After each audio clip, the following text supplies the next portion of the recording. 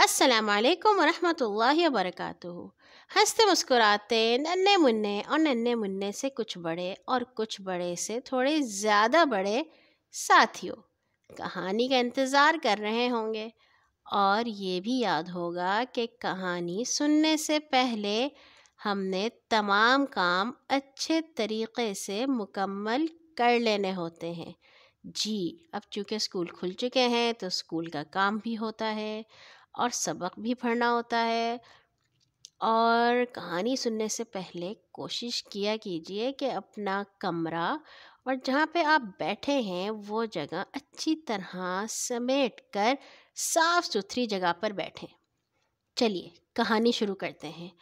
آج کی کہانی کا عنوان ہے انتقام، اور اسے آپ کے لیے لکھا ہے ثناء اللہ نے کراچی سے، اور یہ کہانی ہے ایک سچی کہانی، ایسی کہانی جو یہ بتا رہی ہے کہ مسلمان کیسے بہادر اور سمجھدار ہوتے ہیں۔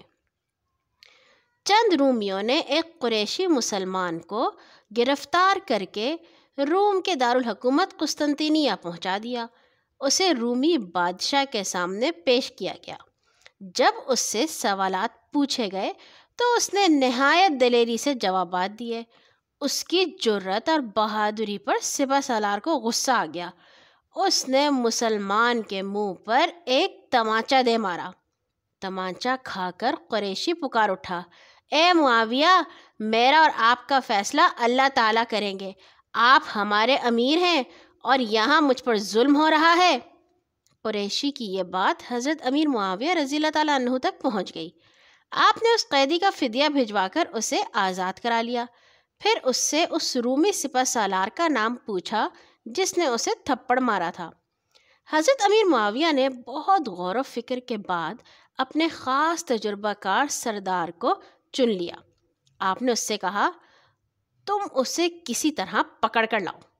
سردار نے بھی غور کیا، آخر کہا، اس کے لیے ایک ایسی کشتی کی ضرورت ہوگی جس میں خفیہ چپو لگے ہوں اور جو بہت تیز رفتار ہو۔ حضرت امیر معاویہ رضی اللہ تعالیٰ عنہ نے اس سے فرمایا، جو سمجھ میں آئے کرو، تمہیں ہر طرح کا اختیار ہے۔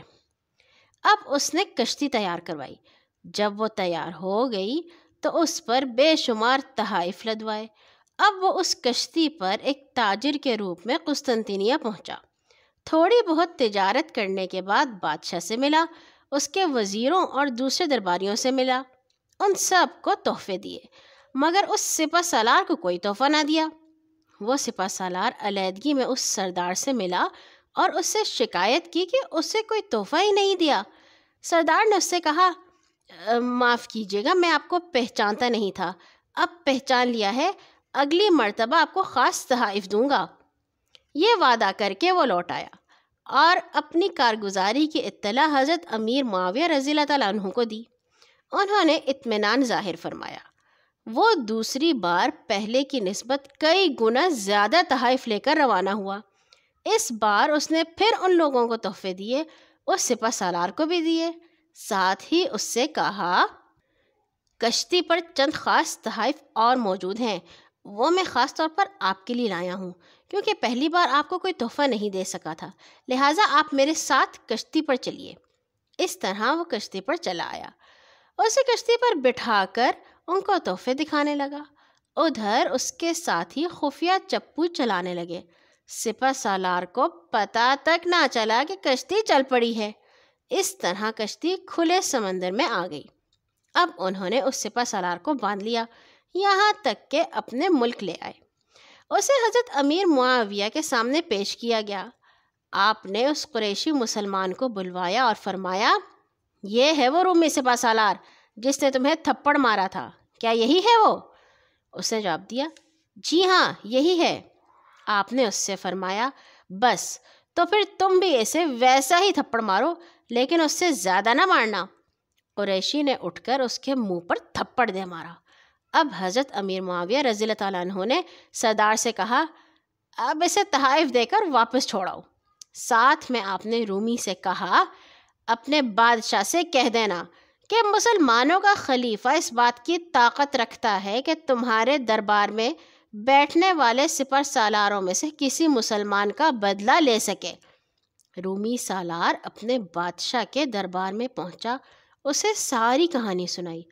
پورا واقعہ سن کر رومی بادشاہ کے دل میں حضرت امیر معاویہ رضی اللہ تعالیٰ عنہ کی ہیبت بیٹھ گئی۔ اسی لیے تو سارے مسلمانوں سے ڈرتے تھے۔